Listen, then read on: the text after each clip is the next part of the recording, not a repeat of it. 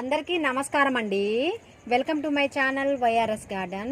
ఈరోజు నేను బచ్చల కూర అలాగే టమాటా మొక్క గురించి చెప్పాలనుకుంటున్నానండి. ఎందుకు అని అంటే ఆ రోజు నేను టబ్బులో నిమ్మ మొక్క పెట్టుకున్నాను కదండి. చూశారుగా నిమ్మ మొక్క ఎంత హెల్దీగా పెరుగుతూ వచ్చిందో. నాకు ఈ విధంగా వచ్చిందండి నిమ్మ మొక్క, చాలా హెల్దీగా పెరిగింది. అయితే అలాగే ఒక టమాటా మొక్క వేసుకున్నాను, అలాగే ఈ బచ్చల కూర మొక్క కూడా వేసుకున్నాను అండి. అయితే బచ్చల కూర ఈ విధంగా వచ్చిందండి. చూశారుగా ఎంత పెద్దగా వచ్చి ఆకు ఈ విధంగా కొమ్మలు కొమ్మలుగా వచ్చిందండి. ఒకే చెట్టు ఇది కొమ్మలు వచ్చినాయండి, చాలా గుబురుగా పెరిగింది బచ్చల కూర. అలాగే నేను ఇక్కడ ఒక ముల్లంగి మొక్క వేశానండి. ఇలాగా ముల్లంగి మొక్క ఒకటి వచ్చిందండి ఇందులో. ఇది ముల్లంగి చెట్టు అనమాట. చూశారుగా ఎంత హెల్దీగా ఉందో. ఒకే టబ్బులో నేను 4 చెట్లు వేసుకోవడం జరిగింది. అయితే టమాటా కూడా ఇప్పుడే పూతకు వచ్చిందనమాట. చూశారుగా పూతకి ఏ విధంగా ఉందో. ఈ విధంగా పూత వచ్చింది. అయితే నేను ఈ కొమ్మకు బలం సరిపోదని చెప్పి ఇక్కడ ఉన్న ఎగస్ట్రా ఉన్న టమాటా కొమ్మలు ఇలాంటివి మొత్తం ఈ విధంగా కట్ చేశానండి.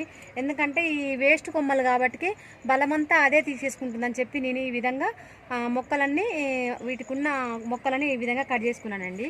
అయితే ఈ బచ్చల కూర విషయానికి వస్తే ఇది ఒక కట్టెలాగా ఇటు కట్టేసి ఇటు తీగలాగా ఇటు కొంచెం ఇటు కొంచెం ఇలాగ పారేయాలి అనుకుంటున్నానండి. కాకపోతే ఈ విధంగా వచ్చింది బచ్చల కూర. చాలా పెద్ద పెద్ద ఆకులు గుబురుగా పెరిగిందనమాట. చూశారుగా ఒకే టబ్బులో 3 చెట్లు ఎంత హెల్దీగా పెరుగుతున్నాయి. ఇంత ఎండలో కూడా వెండిటాకులు వేసిన కదండి.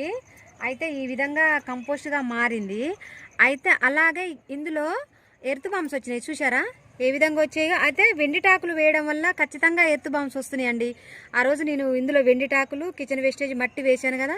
చూసారా ఇది ఎంత బ్లాక్గా అయిపోతుంది అంటే కంపోస్ట్గా మారుతుంది అనమాట.